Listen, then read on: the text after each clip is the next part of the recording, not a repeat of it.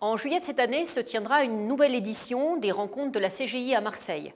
Une nouvelle occasion pour l'équipe de M Lyon de présenter les travaux de recherche menés depuis les rencontres de 2016. Ce sera la 5e fois que nous prendrons la parole pour réfléchir ensemble sur le commerce de gros.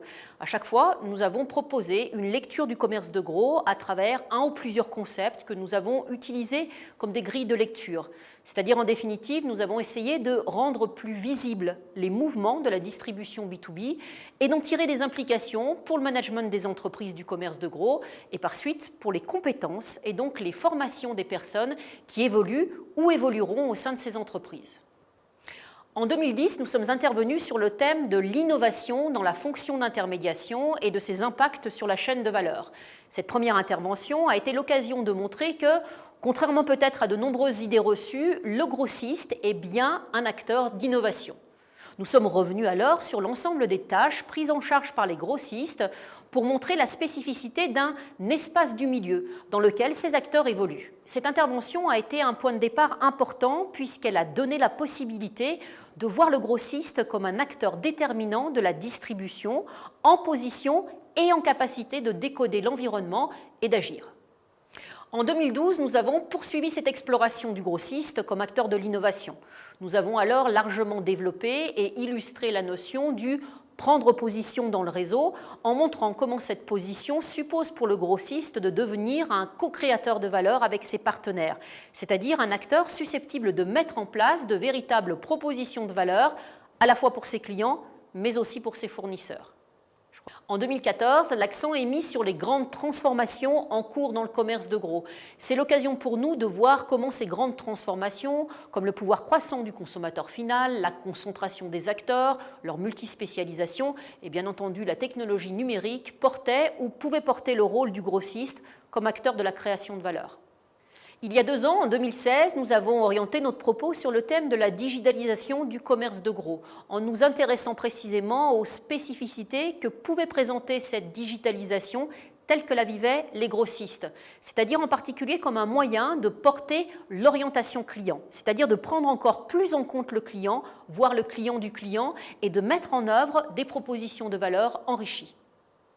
Cette année, nous vous proposerons une nouvelle étape de réflexion en nous attachant à qualifier le rôle du grossiste dans son environnement à travers la notion du grossiste comme steward, c'est-à-dire comme celui qui est en capacité d'animer la distribution selon de nouvelles règles du jeu. La notion de steward n'a pas forcément de traduction convaincante en français. On pourrait utiliser celle d'intendant ou de régisseur, mais ces traductions ne rendent pas vraiment compte de ce que la notion de steward suppose. C'est pour cette raison que nous conservons telle quelle cette notion.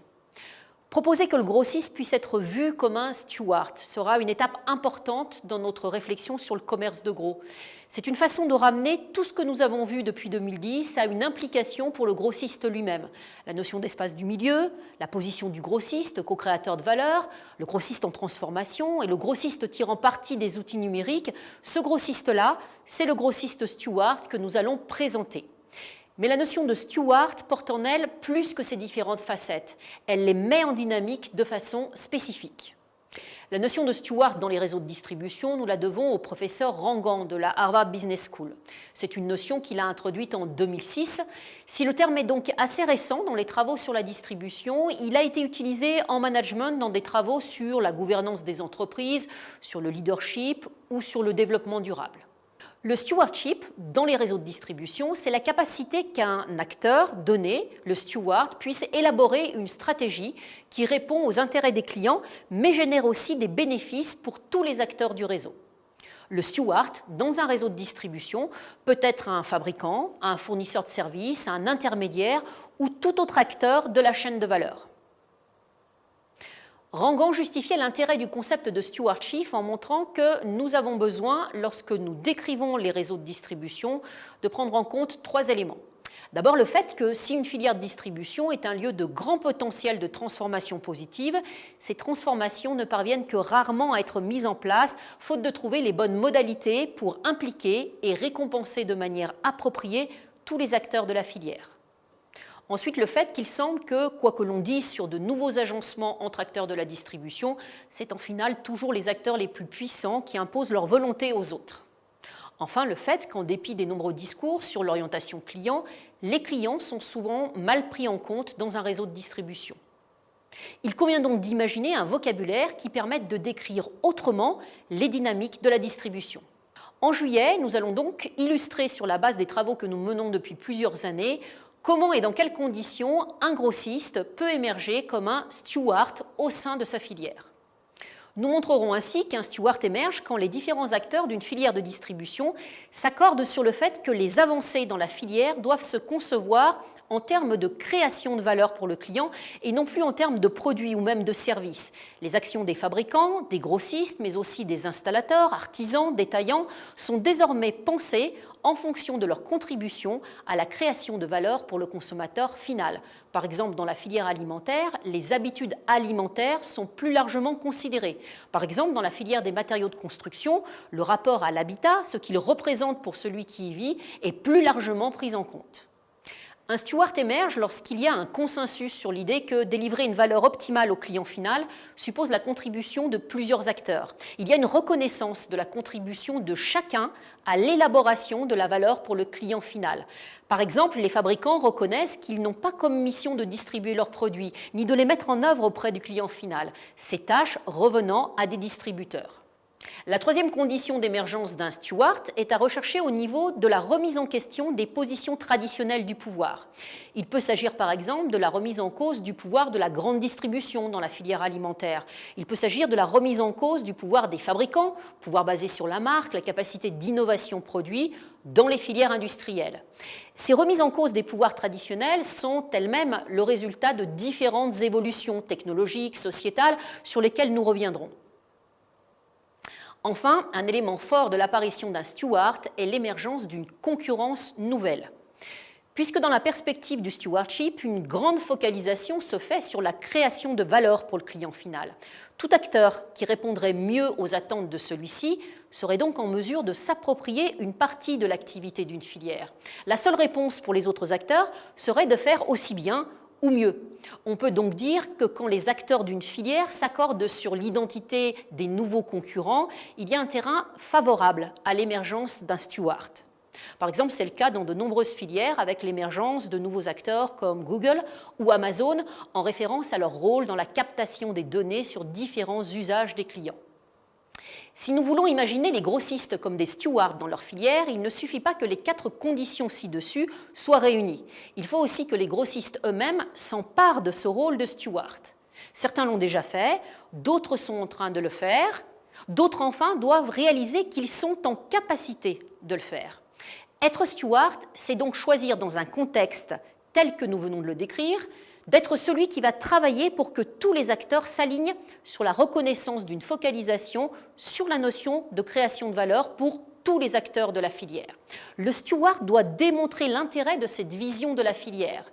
Le grossiste peut s'emparer de ce rôle en s'appuyant sur 4 dimensions. La première dimension que peut travailler le grossiste steward, c'est celle de son rôle d'intégrateur. Le grossiste gère un assortiment de produits qu'il peut combiner entre eux, qu'il peut enrichir de services pour proposer aux clients une véritable offre globale dans laquelle chaque produit est valorisé. Par exemple, dans la filière sanitaire chauffage, il est d'emblée celui qui incarne une solution salle de bain en réunissant tous les produits et services en provenance de marques et d'acteurs différents autour d'un espace perçu par l'utilisateur final comme celui de la salle de bain. Le grossiste steward est aussi celui qui met en avant son rôle dans la personnalisation des offres auprès des clients. Les comportements des clients sont extrêmement variés. Il est impossible pour les fabricants d'adapter leurs produits à tous ces comportements. En revanche, les grossistes, à travers les assortiments qu'ils gèrent et les services qu'ils proposent, peuvent proposer une adaptation des offres aux différents types de clients. Par exemple, dans la filière des matériaux de construction, le grossiste peut s'adapter au comportement des différents types d'artisans en leur proposant différents types de mise à disposition des produits.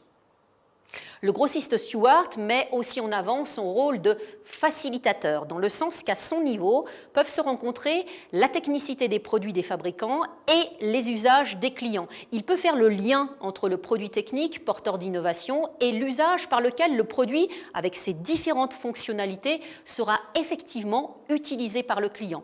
Par exemple, dans la filière électrique, c'est au niveau du grossiste que peut se faire l'accompagnement des électriciens dans la promotion de nouveaux produits, à travers la formation, l'information, le développement de services d'accompagnement. Enfin, le grossiste, dans son rôle de steward, s'efforce d'inscrire sa filière dans les grands problèmes qui l'affectent dans sa globalité. Par exemple, dans la filière des matériaux de construction, le grossiste est un acteur du recyclage des produits. Dans la filière électrique, il porte le discours de l'efficacité énergétique. Dans la filière alimentaire, celui de la lutte contre le gaspillage, la préservation de certaines espèces. Nous montrerons la nature des efforts que produisent les grossistes pour que ce rôle de steward soit accepté par les autres acteurs de la filière. Plus que le concept même de steward, ce qui nous animera lors de la prochaine rencontre d'été, ce sera de montrer comment, à partir de ce concept, nous pouvons lire, comprendre et faire comprendre ce qui se passe dans le commerce de gros.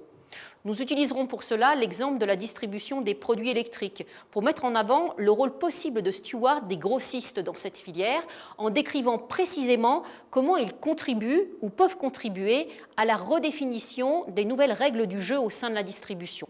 Nous en tirerons des éléments que nous proposerons comme applicables quelle que soit la filière de distribution observée.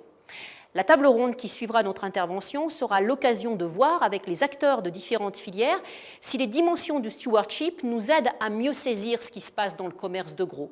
Mieux saisir ce qui se passe, c'est bien l'ambition du travail que nous menons dans le cadre de la chaire. Il me semble que plus nous aurons d'éléments pour rendre compte de façon spécifique de ce qui se passe dans le commerce de gros, plus il nous sera possible d'identifier les missions de celles et ceux qui feront vivre ce commerce demain, plus il nous sera possible, en tant qu'enseignants et formateurs, de préparer les jeunes diplômés.